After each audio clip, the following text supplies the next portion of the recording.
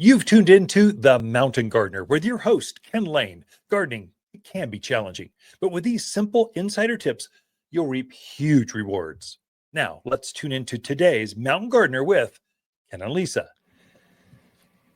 And welcome to this week's edition of The Mountain Gardener. Your host, Ken Lain, here every week talking about the landscapes of northern Arizona. And I've got some updates I'm doing in my garden I thought I would share with you. One is I'm starting to really cut back some of those plants that are just heat stressed. They've stopped blooming. They're just not pretty anymore, like my California poppies. All those early spring bloomers. This week, I took a lawnmower to them and I just, mainly my wildflowers, I just cut them right back. Don't be afraid. In fact, don't tolerate ugly plants. Your house, your time, your just experiences should be surrounded by beauty, not ugly plants bringing you down. And so I just went, that is it. The butterflies had stopped coming. Roadrunners were in there. So they were going back and forth looking for lizards and bugs, I'm sure. Probably what was really going on, I truly believe, snails were in the patch of wildflowers and they were in there picking off the snails, which good. I love roadrunners. They eat rattlesnakes, lizards, snails, slugs, grasshoppers. They're ferocious when it comes to the garden. They're great. And they come in pairs typically. So husband-wife team I've got hanging out in my backyard that kind of keeps things cleaned up. I like them. So, and they're fun to watch, the kind of antics. That and the hummingbirds inside the garden center. They're everywhere. They're just, the babies have hatched. They got little ones, the big ones, the whole families of hummingbirds buzzing around, checking out all the flowers. But I've deadheaded a lot of them, and they're actually starting to form new flower buds. I cut the really ugly ones back. So my California poppies, they stopped blooming. They've had long seed pods, and that is enough. You're bringing my gardens down. I just took a mower and cut them right back, which prompted all the daisies to go crazy, the yarrows to really start to take off. I deadheaded the pintas. They're a hummingbird and butterfly magnet. The penstemon, they were beautiful green plants with all these dead spent flowers on top. I just chopped those, I just took a hedger and went boom, boom, boom, popped them right off. And the gardens look fresher, cleaner, better. Then I fertilized that whole patch with the 744 all-purpose plant food. And lo and behold, the grasses really took off after that because they weren't competing with all those flowers. All the flowers were shading all the fescues and the coral forester grasses. Now they could have the sunshine and just take off. And I had fertilized them. If I could just get a little more rain, that'd be the magic. I think you're set up for a whole new fall season. So we're starting to shift in. School started.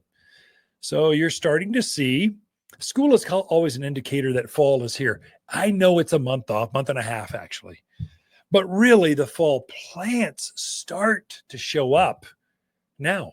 And it starts with echinacea, rudbeckias, coreopteris. There's a whole series of heat-loving plants that love the sunshine of this time of year, but will keep on blooming once they set those flowers. As it cools down, they will keep blooming even longer into the fall season. There's some of the best perennial flowers you'll find. And now's the time you shop those. You don't even find those variety. You don't find phlox in the spring. You don't find gaillardia. You don't find blanket flower in the spring. You find them in the summer. Now's when you plant them. Now's when you put them in. You get them in. They start to root. Yeah, you'll have to water a bit right now, but as it cools down and we get some rain, they just keep blooming and blooming and blooming. And so I think maybe next week, the first crop of mums, snapdragons for sure, fall marigolds will be here. You're starting to see that fall mix. I think the week after that, we've got the fall vegetables showing up.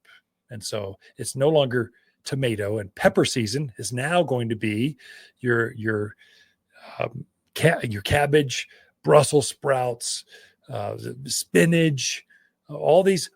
If you're harvesting the foliage or you're harvesting the flower, like a broccoli, that's a fall crop. You plant those now and you harvest those through the end of the year. It's actually quite amazing. Often I harvest for Thanksgiving and for Christmas fresh vegetables. It's all about the crop rotation. If you're into raised beds or those troughs, we call this square foot gardening. As that squash starts to fade or something, you're looking for reasons to pull something out of that space so you can, okay, it's done. You got your harvest. Get rid of this thing so you have room to put the next crop rotation, which would be your fall vegetables. And so we've got plenty of growing season left. I mean, a lot, especially here in the mountains. It's cooling down. So yeah, we get to 90. Yay. Okay, Cottonwood, you get to 90, a little bit more. Sedona, a little bit more. Williams, a little bit less. So, but basically we're in that 90-degree weather and it's dry. And so the plants love that. The cloud cover, even if you don't get rain, that cloud cover with that warmth, it makes plants grow like crazy. They love it.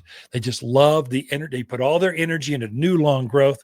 Your evergreens will start pushing new growth. If you're doing a screening plant like an Arizona cypress, it just flushes.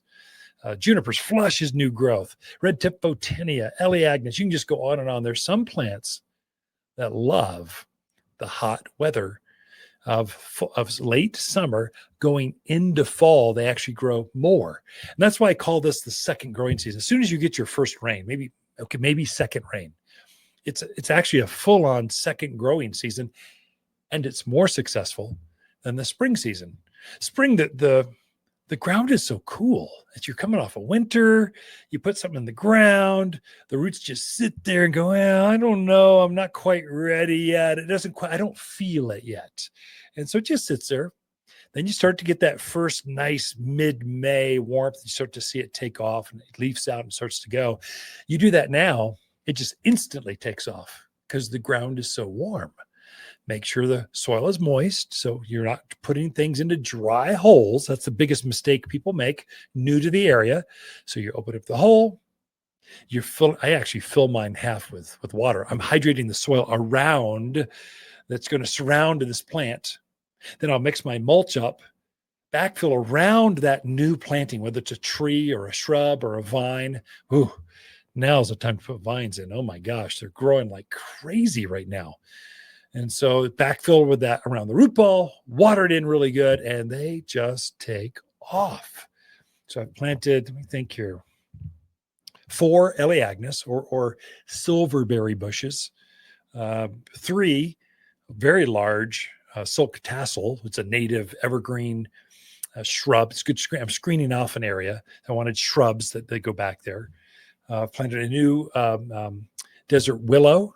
They're so pretty right now. If you see a tree with this purple flower, that's desert willow. They're just growing out there wild. It's a native. It's one of us.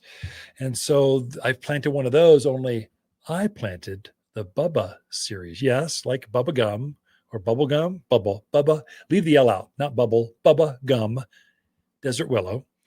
It's a non-seeding variety. So this variety, it's a new variety, brand new, of desert willow. Doesn't form seed pods. We bred that out of it. So it now focuses all of its energy on flowers. When that flower is done, it kind of goes, 4 more flowers. I should be flowering more. And so it just pulsates waves of flowers from now through through Halloween. It's an amazing native tree. It's up maybe 12, 15 feet tall.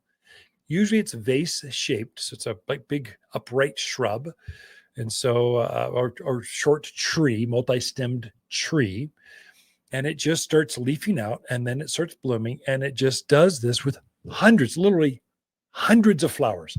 It's worth taking a look if you're new to the area, you're not sure of natives and how to use them, what they look like. Now's your time to look at them because you can go, whoa, yeah, that's worthy. I like that. I'll take two. Let's put them in the front yard on either side of that aisle. That'll be pretty coming down the driveway. Now's the time to look at At Watters with our Monster Monsoon Sale, our only sale of the year. Truckloads of fresh autumn maple, aspen, and spruce have just arrived, and we need room, so summer plants must go. Perennials, trees, shrubs, even pottery must go, and it's worth your while with plant sales at 25, 45, even 65% off. It's Watters' only sale of the year at Watters Garden Center, 1815 Iron Springs Road in Prescott. Where people who love great plants at sale prices, they love to shop. And we are back with Lisa Watters Lain in the studio. She comes each week with your gardening questions. Just what are neighbors talking about? And I think we can learn some things just by hearing what other gardeners are seeing. I don't know if you saw that, Lisa. What? The customer shot me a huge photo, like close up. He must have a brand new cell phone with photo, whatever, enhanced tomato worm. Which on the screen is as big as my monitor, like it's 20 inches tall. It's like huge, eating his tomatoes. I went, ooh, okay. There, that was in Chino Valley. I went, they're out. So here we go. That's the benefit of gardeners sharing with each other. And that's the goal of this segment. Yes. Welcome. Thank you. Good to be back. It is good to be back. Sure. So what kind of questions you got, or what are you thinking about this week? Well, I forgot to bring my glasses, so Here, I'm take gonna mine. have to hold. Here, I got an extra set of cheaters for you. Sorry about that. You folks on the podcast, the video piece, Amazon or no, who does video? Spotify and Apple does the video piece. Everyone else just does audio. Yes. You get to see my beautiful gal and her. Now that's what is that? Diamond studded cheaters. I was like, you had these? How did you have diamond I studded needed cheaters? something to read. I needed some help, and they were sitting. A customer left them behind. I went, I could use those real quick. No one's watching. I'm here for you. My name's Ken. Yeah. Hi, how you doing? Well, these are pretty fancy diamond studded cheaters I'm reading through. Okay. First question is from Marcy out in Chino. She wants to know what causes the cracking on the top of her tomatoes, and to know, is there any way to prevent that or help that? So where's she at, or what's Chino? Chino? Marcy. So that is caused. So when tomatoes crack, or if they get real thick, kind of tough skin, they're all related. That's a difference between daytime temperatures and morning. So in the morning, they're nice and plump. They fill up. During the heat of the day, they kind of shrink and they shrivel. And that fluctuation in the actual fruit size, no, you don't see it changing, but you can see the cracks in it. So you know that this ebb and flow, this plumpiness and then dryness.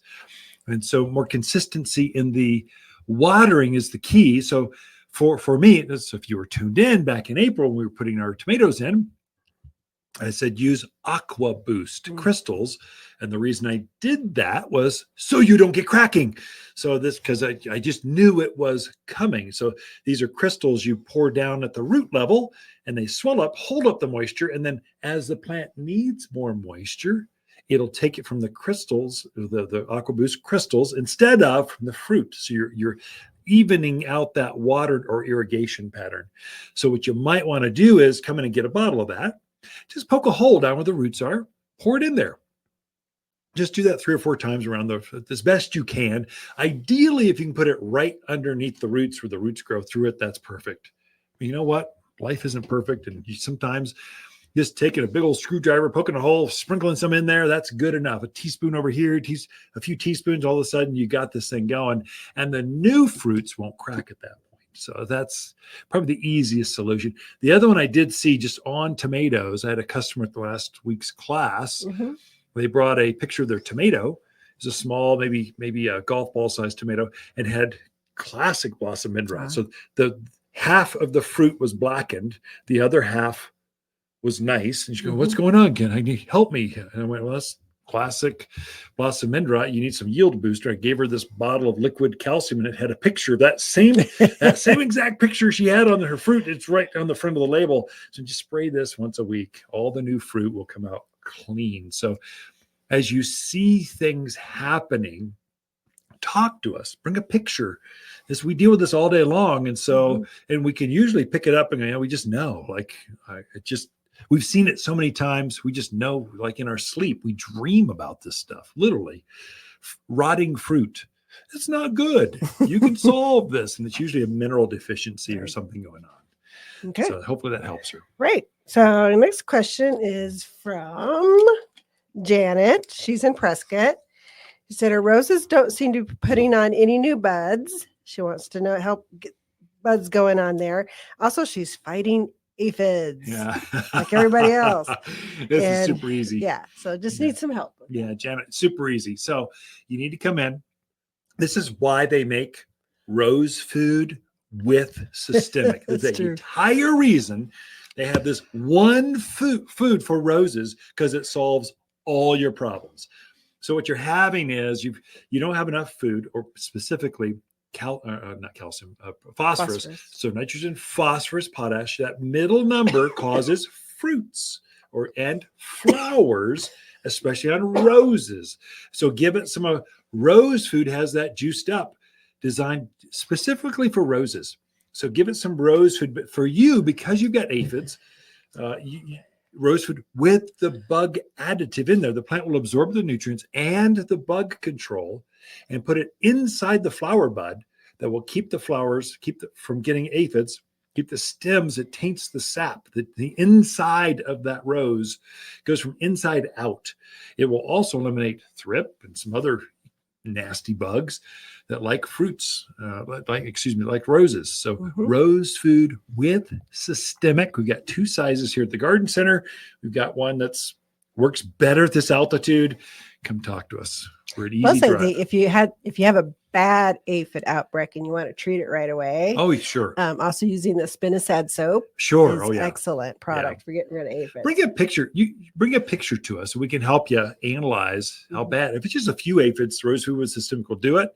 Or they're only going to get worse. We're in the peak of the growing season right now for everything, including aphids. And they only get worse as you get into fall. So that spinosad soap is like magic. It's like instantly your problems are all solved. And the long-term solution will be the rose food with the systemic. Use them in conjunction with each other. Right. All right. And the best flowers of the year for roses is Definitely. The best flowers are in autumn. Everyone, spring gets all the glory because everyone's bored. They haven't seen a flower in 6 months.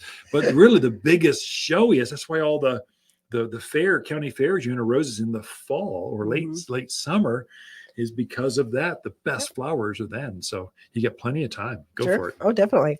All right. Last question I think we have time for is from Jake. He says he's trying to decide between Aspen and Birch. Okay. Wants to know, is there one preferable than the other, or any other good trees that you can think of that have a more narrow, he likes the bark, the white bark, that kind of stuff. So Jake, so in the West, we're the southern tips of the Rockies. Aspen is the #1 seller. In the Midwest, the Midwestern folks like their birch because that's native over there. And so I would say they're both good choices. The narrower of the two would be the aspen. So quaking. Now you got to also say, I'm assuming he's talking shopping here and not just phoning in, but there is a Swiss or European aspen. You don't want that one. So you want the native one, the quaking. So Populus tremuloides, you want that one here because that's our native aspens. It's going to perform better. Exceptional. There's some beautiful specimens in your neighborhood. I guarantee you, you've got aspens there. They adapt to the clay. They just take our wind. They just grow well here. Birch also does really well. Gets a little wider than aspen does. It's not aggressive. It's not bad. It's got more of a weeper. Aspens are kind of upright, goes to the moon. Birch are kind of more weepy, kind of softer, flowy, just feeling kind of thing. Some of it comes down to what look do you want? And then if you want to go more native, most of the white trunked trees in your neighborhood here are quaking aspens. You've got Aspen Creek right there, just outside of town. You got aspens kind of up in Williams. They're famous. And so if you want that, you can have that in your own backyard or front yard or whatever. We just planted 5 of them. We donated them to who was that? Sun Up Lions Club. They were helping with some new teacher housing up near Taylor's Hicks. We put 1 quaking aspen in front of every single. We just donated some trees to every single unit, so it'd make it beautiful. We want our teachers. We want what's best for our teachers. That's all we got for this segment. We'll be right back after this. Watters garden companion plants for August are radio red salvias, trumpeting vine, and butterfly bush. Monarch and swallowtail butterflies flock to Watters butterfly bush with spectacular 8-inch flowers filling the yard with fragrance and beauty. Heat, drought, wind only make this shrub bloom more. Tough enough to grow in clay, but hardy enough to shine in containers. With so many colors to choose, every yard should have at least 2. You'll only find impressive butterfly bush at Watters Garden Center in Prescott. All right, so I spent last week, I had a business trip that took me to the Texas Nursery and Landscape Association's annual event. So this is all of the growers, retailers, architects, folks involved in our industry met in San Antonio, Texas. It didn't take me very much to get to a trip to San Antonio because I've got 2 of my 4 kids live in San Antonio, and the other one of my 4 kids lives in Austin. So we just said, let's make a trip of it. And I did the show last week. And so this is a lot of the Western agaves, hardy cactus, some very rustic slate or stone benches, fountains. It's just interesting Texas kind of Southwestern mix. It's unique. You're not going to find it anywhere else in Arizona. And so we've got those things coming. And so it's a good trip. So Lisa and I, we get back after being gone for a week, and we really went after, make sure the irrigation is set, make sure everything's hydrated. Let's make sure things are blooming, deadhead things, trim things back. So when we get back, all will be well. Well, we've learned years ago that one of the costs of traveling, whether we're going to Europe or going to visit grandkids or just a long weekend, is we're going to lose or have a stressed out plant when we get back. And sure enough, I thought I had everything perfectly honed in, and I lost one of my big cachet flowering baskets. It was right up front by the front door. It was glorious when we left, and I wasn't there to watch it for like 8 days, and it overwatered. It just stopped blooming. It's had not one bloom left on this doggone thing. It was beautiful. This thing was standing 2 feet tall, 1.5 feet wide. It was vase-shaped, glorious, bloomed. It just said, welcome home. I'm so glad you're here. And then we get back after a week, and it is completely out of bloom. It's got dead tips to it. I'm going, there's probably no recovery from this, or I don't want to take that time. I just picked it up, took it to the trash can because it was trash day this week, put it right in there, said, see you later. It's been a good ride. Cost of travel, whether it's a cruise or whatever you're doing, I just figured, I have house sitters. They come look at things. They make sure, but they just don't water things. They just aren't, they're taking care of the dogs, not so much the plants. And so usually the dogs come back overweight. They put on a pound or 2. They're so happy. And then we come back home. They're going, you need to walk more, dogs. And the plants need to be trimmed back even more. So don't beat yourself up. It's just a plant. I mean, if we lost a dog, we won't go down that path. And TMI, I can share too much sometimes, our philosophy, but we do like to travel. We have kids kind of all over the place, and we like to go see them. And so sometimes to hug a grandbaby, it's okay to lose a plant and come back and start over again. We're probably a week away, maybe 2 by Labor Day at most. The fall crops will be harvested. Right now they're up. They're not quite full enough. They need a few more days to fill out, flush out. These are the winter blooming or winter harvesting vegetables. The fall flowers like snapdragons and pansies and mums and asters and phlox and all these other fall and winter flowers we're almost in this transition. The marigolds will be coming in. So it's that kind of thing. So it's not done planting. What we have are 3 very distinct seasons. And so we have a very strong spring season. Everyone knows spring, but really the season before that is early spring. These are plants that love bright days, but it's still cold. It's still through April, it can still frost. And so you need plants that can take that. Then you got spring, the big planting season. This is May and June, just spring, spring, spring. June is really is the start of summer planting, but summer really is July, August into September. You've got summer. These are crepe myrtles and rose of Sharons, and the roses bloom all over again. These plants that just love the heat. They love the sunshine. They wish it was 24/7 sun all the time. It never even they wish it was 90 all the time. That's what's blooming right now. And now we're transitioning. We're going to come down. The days are already getting a little bit shorter. You can sense it. If we just had a rainstorm or two, we'd really be there. But now we're going into that fall season. This is mums and asters and flowering phlox, and the marigolds are looking even better. The fall vegetables, your tomatoes stop blooming, but then your cabbages and your lettuce and your spinach and your Brussels sprouts, they all love that fall season. And then we go into winter. And those are basically your seasons for the year. But I just had to share that story. Don't beat yourself up because you lost a plant while you're traveling. That is part of the cost. When you book that airline ticket or that cruise, just go, oh, and I need an extra $100 for my plants that are going to suffer. I will just have to go to the garden center. Come on down to Watters. We'll get you a new one. For $20, you can have an amazing new plant right out there, and it didn't cost you that much. Be right back after this.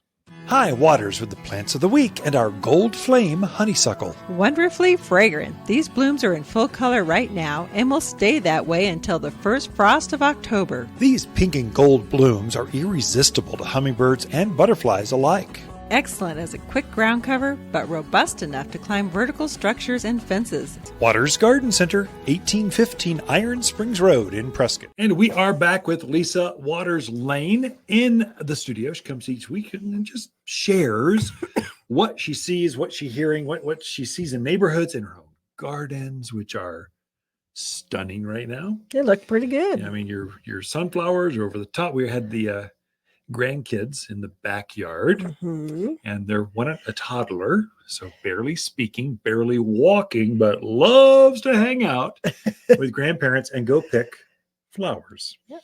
So for about an hour, we went and picked flowers and said, here, go give this to your mom. And so we made a bouquet of flowers, and he just thought that was like the best, like awe-inspiring. So hydrangeas and sunflowers and begonias and ornamental grasses. It was all good. So he had fun doing that. Yeah. That's for sure. Kids are It's easy. fun to watch him do. I had him pick a fruit, a big old tomato. He goes, apple. Yeah. Going, no, it's a tomato. No, apple. Just something red. Okay. Try some. He goes, duh, that's not an apple. He actually picked a second one on his own. He went, oh, that was fun. And started eating that one. So I know, it was weird. It's like the first one was more ripe. Yeah. Looked beautiful. Yeah, But as big as he that's could okay. barely hold it. It's bigger than his hand. He could barely pick it up. It was so big. So, but just gosh, Nico. Yeah, it's been fun having them visit. Always Yep. fun to have the grandkids. And I love the fact that all of the kids have enjoyed being out in the yard with us and picking flowers. I'm so glad we have that for them to do that. It's fun. They're from Texas, Austin area, San Antonio. So we got several kids in, and they're in that part of Texas. It's hot. It's humid. It's not that hot. It's just humid. And so you're gooey all the time. They're coming out here going, It's beautiful. It's 80s and dry. This is like perfect. And we're going, it's hot. Yeah, I it's know. humid. It's all just what you know. It is. So what do you got for us? So, Some garden tips. It's funny how this time of year, the question I get asked the most is, do I still have time to plant? Oh, I know. It's so crazy. And I'm like, I don't know. It's don't get it's it's all the barely the Phoenix middle of people. August. Yeah. Something I'm like, that'll- yes, you do have time to plant. And it's a wonderful time to plant. The Ideal. soils are nice and warm, so they're going to root out. We're past the worst of the heat. We Yeah, have some higher absolutely. humidity in the area. So yes, you can put in your perennials now, your shrubs, your roses, your trees, whatever you want to put in. Now is a great time to do it. We just had a landscape team come in, and they must have bought, I don't know, a truckload. So they're putting a whole landscape in, and I'm sure they'll have more success Mhm. just because they're putting it in now. Right. I'm sure they're putting irrigation, lighting, all Mhm. the other stuff. It was a nice landscape, but they were coming in, and the owner wanted them buying them from. They wanted specifically higher quality plants. So they had their guys come in here to pick them up. So I had a list and kind of helped them out. Yeah, Great time to plant. it is. And we're still getting fresh stuff in. Yeah. That's the other thing to think of, because a lot of places they're like, yeah, we're done. Season's over. We're not bringing any more stuff in. Well, we got 2 trucks this week. Yeah, that's right. So we have beautiful crepe myrtles in. We've got a rose of Sharon, potentias. We still have a lot of lovely roses in stock. So do not neglect planting this Now, time with of year. that being said, before you go into jump into your, those are beautiful flowers. The studio smells really good. We do have our Monster Monsoon sale starting this weekend. That It's is just true. kind of, it's what we're doing with that is, yeah, but you said there's time to plant, but you're clearing out all your stuff. No, it's only the spring and summer stuff. Mhm. We have a whole series of fall and winter plants that are doing truckloads are coming. This is the transition from Mhm. spring to the next season, and we'll skew it towards fall color, winter evergreens. That's when all the best maples come in, your asters and Mhm. phlox, and so you'll see this turn. We just don't want a winter. We don't want all that few last things left. Right. We got fresh new stuff coming. We don't need it here. We'd rather have you have it at your yard and just discount it hard so you're Mhm. motivated to do that. Right. So anyway, Definitely. that's the difference. Yes. So yes, lots of really great bargains in perennials, trees, shrubs, roses. Yep. Check that out, definitely. But we have some lovely new stuff. Brand new things. So I brought this one in. This is the saffron echinacea. Yeah. The thing that beautiful. I noticed about this, and I thought I was just losing my mind, but I was putting them away. I'm like, what's that smell? I've never They do smell thought good. coneflower had that kind of Yeah. fragrance to them, but this one particularly does. This one's called the saffron. It's an orange, real bright It's orange saffron color. color. Yeah. Well, not everybody knows what saffron is. So, but just had a really nice fragrance to it. So I was so surprised. Yeah. That is amazing. Yeah. This is a great bird pollinator kind of plant too. So birds, the butterflies will like it, and then your smaller birds will use it as a food source in the Mhm. winter. It loves full sun. Animals generally don't eat it. I don't know about this color, Right. but your grandparents grew the Purple. basic purple. Yeah. Now we've got reds and sombreros and Mhm. apricots and saffrons and all Yeah, I these other probably colors. have 5 different colors of the Yeah. echinacea in right now. Yeah. And now is its season. It looks beautiful this time of year. Now I'm putting together a video right now. I was just in Naperville, which is where our seed breeder is. They got a ton of test gardens. And so they have an entire test garden of nothing but echinaceas, Really? all the colors. Wow. And I got a video of that, and I want to share that with folks in our social media folks, Yeah. just so they can see what a test garden looks like. This is massive acreage. This is how we test to see how long they bloom, what bugs they get, how much sun they take, and how they're actually going to be genetics, how upright, or do they spread out, or what do they do? And then from there, we take the cuttings and the seeds, and we grow that from there. And that's how we're looking at these test gardens now for spring next year. Mhm. But I thought, that's kind of neat. I think gardeners would really like yeah. that and see the differences. That's beautiful. I'll try to post that this week. Yeah, definitely. So the other flowers that we have in right now is salvia. So this one is the Purple Vibe Ignition Salvia. It's a great little salvia to put in.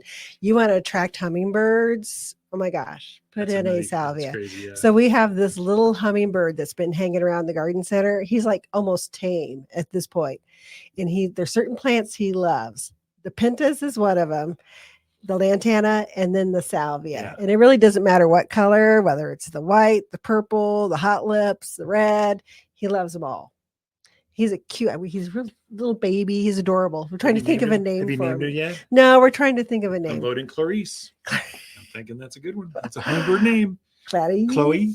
Chloe, I like. Only it's Yeah. a male. Well, It's how do you Chloe. know? Because it's got a red throat. Oh, okay. Never mind. Because I know my hummingbirds. Never mind. Okay. So the other plant that I wanted to show you guys this week, this is the Rudbeckia. This one is Prairie Sun. And it's got a bright yellow bloom that's probably, 4 or 5 inches across. It's as big as your hand or darn Mhm. close to it. Absolutely gorgeous. You definitely need it in a pot by your front door. It's fun to or play out with in this your on the perennial. camera. Yes, Yeah. I know you get distracted. Or putting it in a perennial bed. It's just so bright and colorful right now. It's absolutely gorgeous. We also got some Rudbeckia in, we got Echinacea in, which is a cross between a Rudbeckia and an Echinacea. Yeah. And they're kind of a brown, they'd be gorgeous with this. I should have brought one too. They're kind of a brown amber color with some touches of yellow. It would be very striking to Looks have like an those Arizona two together. sunset, Yeah. the way I look at her, or a glorified sunflower. Mhm. Yeah. Yeah, very, very pretty. So those are just a few of the new plants that we got in. Plus, we just have a really good selections of the Agastache. That's another one I got. Yeah. I got the Agastache display bed. They had all the colors. And so I wanted to show that off because Agastache, most folks don't know what that is. Right. Or they know Russian sage, but Yeah. Agastache is actually a better plant. I'll see if I can process those 2 videos and post them up on our That'd be fun. Instagram, social media, and TikTok feeds. So you Yeah. folks that are social media folks, you'll get to see that. And those folks that aren't, I'm sorry, you're left out. Like maybe I don't think I can put that in our newsletter. So it's some things are made for social and some things aren't. So that is true. Well, we are out of time, Lisa. Thanks so much for coming in and sharing the summer plants. They just get bigger and better as we go into the season. But we're here with a whole lot more. Come talk to Lisa and the crew here at Watters Gardens. We'll be right back after this. Hi, Kenneth Watters with our Monster Monsoon Sale, our only sale of the year. Truckloads of fresh autumn maple, aspen, and spruce have just arrived, and we need room, so summer plants must go. Perennials, trees, shrubs, even pottery must go, and it's worth your while with plant sales at 25, 45, even 65% off. It's Watters' only sale of the year at Watters Garden Center, 1815 Iron Springs Road in Prescott. Where people who love great plants at sale prices, they love to shop. There are some planting mistakes or blunders that rookie gardeners or new gardeners to the area, I find it's a consistent theme. I thought I'd share just a few of them, not all of them. There's not enough time. I'd take a lifetime. You learn gardening by making mistakes, by the way. You can read all you want, tune into the podcast, get the radio show, read the column. We do all of that, and you will become much smarter, much quicker, fast. You want to up your game fast, do that. Just follow me wherever, and you'll get better for this local, regional area of gardening. We'll help you get better. And it's adapting to the sun, the wind, the alkalinity, the north, south, east, west. I mean, most people in the garden in the country are dealing with flat. They don't have north, south, east, west. They have just flat. Here we do have a north side hill. Your neighbors on the west side will be different than the east side, yet that affects you. So how do you adapt to that quickly? But some real key things. The first mistake I find people make, especially if you just retired and you've been thinking about gardening, you've tried a little bit, you finally sold your house there and you bought your dream home here, and now you've got time and the resources to truly dedicate to gardening. It's really, gardening's about time. And so you can do this. What I find, whether it's a new houseplant gardener, new tomato, new trees, new gardeners, they are obsessed about watering. Plants are not puppy dogs. Very few need water every day. Maybe your real shallow containered flowers out on the back deck in the full sun. Yeah, they might. But a new tree, it does not like water every day. It likes a deep soak. These are slow moving. They are alive, but they aren't as active as a puppy, as a new Labrador retriever or whatever. They're not a puppy. It's a tree. And so they are going to take up water slowly. They pulsate water about a foot a day. They'll push water up. So if you're fertilizing a plant it's going to take up those nutrients, and then slowly, about a foot a day, it's going to take it, and finally it'll get up to, if it's a big 12-foot tree, it might take almost 2 weeks for that plant to be fully. So it's using that water, the nutrients, everything pulsates through this plant slowly. And so if you're watering every single day that plant, and you're filling up all those water air pockets with water molecules, that plant can drown. And so houseplants, they do not like water every day. About once a week is about right. Maybe every 2 weeks if it's a real hardy aloe or some of these ZZ plants. These are hardy. That's why we use them in commercial settings, because you can neglect them and they still look great. But if you're watering them every day, they'll drop some leaves, they'll turn yellow, they'll get wispy, they'll stop blooming, they'll drop their fruits. There's all indications of I'm overwatering. Be careful not to overdo it or be overzealous with your watering. When you do give them water, give them a lot. Really load it up so that water gets pushed through the entire root zone. You might even get a water meter to check it to make sure you did that well enough. But kind of watch that one. The other one is, right now, if you're new to gardening, I'm going to have a compost pile. This is great. I'm going to take this and compost it. I'm going to free like mocha gold out there. Well, whatever you do, don't take weed seeds and try to compost them. It's just a problem waiting to happen. So that's a mistake I've seen folks make. They adding these weeds, they let them get too big. They're cutting them off, and they add that composted material. It just takes so long to get them to compost down so the weeds are killed. It's easy to make a mistake. Another one is using free manure. Free manure is great. It's free as long as it's composted first. If you don't compost manure for about a season, or about a year, or at least 6, 7, 8 months, it's very hot. And then typically we're using, this is equestrian country, this is horse country. Horses, that whatever they eat, it comes out the other end. And all the seed are there, all the hay seed, all the straw. I mean, it's all there. And so you're now taking that fresh manure, adding that to the top of your gardens. And now all of a sudden you've got this alfalfa field, not a garden. And now you're fighting the grass coming through it. If you compost it first, it gets rid of all that. Plus, there's this ginormous, I mean, it is the biggest grub I have ever seen that loves horse manure. It gets in there and it's like a 4 to 5 inch grub, white organic. It looks like an alien life form is landed and now living inside this manure pile is going to come up and suck you on your jugular vein. It's just scary looking. Well, they do like to eat the roots on your plants. I've had several customers pick up this glorious new free load in their pickup truck and take it over, add that to the garden. They added the grubs that were living there and introduced them to their new gardens here. So just compost it first, and they're all baked out of that. If you use it fresh, that's just kind of school of hard knocks. I've just seen that happen too many times. I just want to share that with friends. My name's Ken. We're just friends talking over the back fence. This has kind of worked for me. And here's some things I don't want you to make a mistake with. I want you to have better, more successful gardens. Another one right now, gardeners that are new to gardening, they're afraid of pruning, especially this time of year. Don't be afraid. Plants plants are like a beautiful woman. They go to the salon, they come out even more glorious than before. Well, plants, they love to have they like to be frosted and tinted and trimmed and cropped, and they love that. Plants feel more beautiful when you give them a haircut. You keep them shaped. They bloom better if you take those spent, old, raggedy flowers off. They'll bloom again for you. If they got a big old branch hanging to the ground, cut it off. It'll actually grow out of it and come back even more beautiful. So don't be afraid. What the book says, here's the years of education. You can prune up to 10% of the foliage mass anytime you want.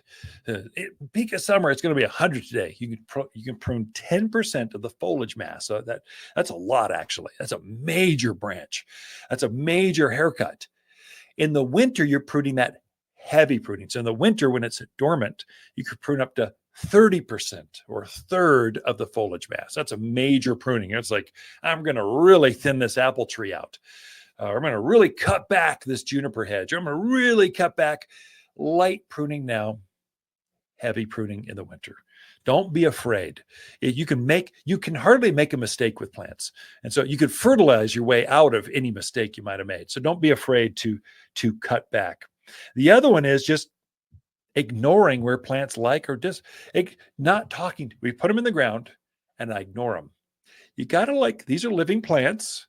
They're reacting to where you put them in the ground. And so they like certain areas and they dislike certain areas. And if you're not sure, and it starts with sun and shade, those are the obvious ones. I love the plant. I went to the garden center. I went, oh, I love hydrangeas. It's so pretty. And then I go put it out in full sun. Oh, they are not going to like that here. Our elevation just bakes them. I know they do that in the Midwest. But here at this elevation, we're a mile high. They're at sea level. That's a mile's worth of atmosphere of sun that just bakes. You're close to the sun up here, and it bakes your hydrangeas. But if you put them in the shade, oh, they thrive. They just love it. They love the bright reflective sun coming off of there. So you got to put them in the right place, and then you just don't want to ignore them. So for mine, my hydrangea, just talking hydrangeas, this is any plant really though, but my hydrangea, put them in the ground, not in, in a container, my back patio, north facing, it's shaded, and it bloomed its heart out. And then the flowers started to fade.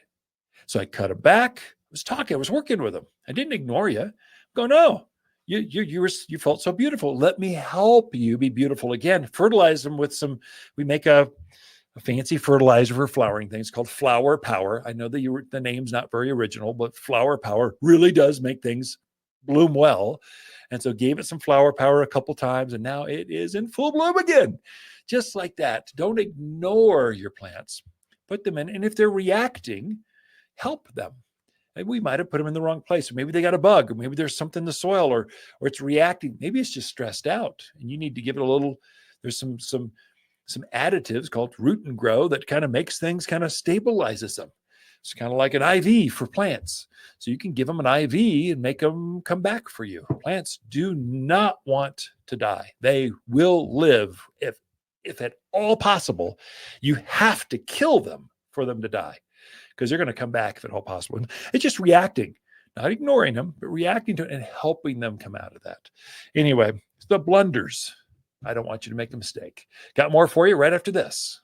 Watters Garden Companion plants for August are radio red salvias, butterfly bush, and trumpeting vine. Large clusters of red and orange flowers create a dramatic show all season long with Watters trumpet vine. This vigorous vine thrives in heat and blooms profusely with neglect. Quickly covers large areas as a ground cover, spilling over retaining walls, screening a fence, or cloaking arbors. Guaranteed to attract more hummingbirds, and only found at Watters Garden Center, 1815 Iron Springs Road in Prescott. We've mentioned several heat-loving flowers that just love being planted now. This is when you see them at the garden centers. This is when you should be planting them, not earlier, not later. There's a window for it, and it's summer through fall, and it's your peak window. And most of them are perennials. You plant them once and you're done. They just keep coming back year after year. And so this Saturday, that's 9:30, we host a garden class every Saturday. And this Saturday is that we're showing off the best of the best heat-loving flowers that just love this time of year, and how to plant them, how to use them, how to put them in, how to water them, how to care for them. Your gardens will be more beautiful. Next week, what is the date on that? This is the 16th. Next week, the 23rd of August, this is going to be popular. It's one of our most popular garden classes. It's from Newbie to Garden Pro in Arizona. If you're new to the area, or you just want to up your game, you want to know the garden zones, when to fertilize, how often to water, which plants are best for screening. It's technical, but you are definitely going to make less mistakes by coming to that garden class, the 23rd. And then the one I'm kind of most excited about is the 26th. I know that's not a Saturday. That's a Tuesday. So last month, we had our very first sip and shop. It's from 4 to 6. We offered a cheese platter. It wasn't fancy. It was good. It's Costco. Here's a couple platters. It went over well. And some of my favorite wines. And what I really love, sangria. And I'd picked some fresh mint from my gardens. We had fresh herbal mint, strawberry mint tea at the garden center. We just had a sip and shop. We had all of the carts kind of cleaned up, lined up. You can come in with your girlfriends, your neighbors, a date night. It's from 4 to 6. So it's perfect. Come to this and then go to dinner. But it's a sip and shop at the garden center. Last time it was on a Thursday and it was packed. We had no parking. We overdid it. Apologize. Those that came in, turned around. Sorry. This time we're going to go a little lighter, less announcements, less promotions, and it's on a Tuesday. I'm thinking just maybe if you can't make it a Thursday, maybe you can make it a Tuesday if you just kind of trying to give options. But look at that, August 26th from 4 to 6, we're having an after hours sip and shop. And I'll kind of give a tour of the garden center. I'll show off some of the latest, greatest plants, some new things that have just come in, and kind of give you some more garden trivia. So here's where this plant came from. Here's how you use it, kind of stuff. And it's local, just us. And it's very casual. Please come as my guest. It's free for now, unless we pack the garden center up again. Then I might actually put a $5 charge to it or something. I don't know. But for now, it's not next week, the Tuesday after. That's August 26th, sip and shop. And then the very last garden class in August. We go through November, but the very last garden class of August, the best plants for pollinators. If you want to attract more butterflies, more hummingbirds into your gardens, we're going to have a whole selection of plants that just focus on the pollinator, what brings them in, whether it's a monarch, a swallowtail, a painted lady butterfly, or a more hummingbirds floating through as they migrate south for the winter. These are the plants they love to have. And by then we'll start having the fall mix of lots of different plants coming in. It will be a hoot. So please join us. So Sip and Shop, it was such a success last time. I was stunned. And so it's kind of fun. It was also good energy, good vibe. It felt good. It was like a garden party, only with a glass of sangria that you're walking through. It's my favorite time as that sun sets over the greenhouse. The plants kind of take one last breath before they go to sleep. Some of them curl up that time of night, so the leaves will actually fold. Some of them, the flowers will actually close up. You can see them putting themselves to sleep right then, and that's the magic of that time of day. Sip and Shop, August 26th. Throughout the week, though, Lisa and I do camp out here at Watters Garden Center, and we do like talking to fans of the show. Butterflies bring magic to the garden, and attracting those winged wonders is easy with Watters' Butterfly Plant Collection. Watters specializes in local plants and knows exactly which plants butterflies adore. We create a natural, safe, and organic space for you and your beautiful butterflies. Visit Watters Garden Center at 1815 Iron Springs Road in Prescott. Or online at wattersgardencenter.com. Smell the flowers that butterflies love and turn gardens into a butterfly paradise. For a more fruitful garden, increase success in the landscape that just feels better, then tune in daily to the Mountain Gardener podcast. Subscribe through your favorite podcast streamer or visit wattersgardencenter.com. Better yet, visit me directly right here at Watters Garden Center. Thanks for tuning in.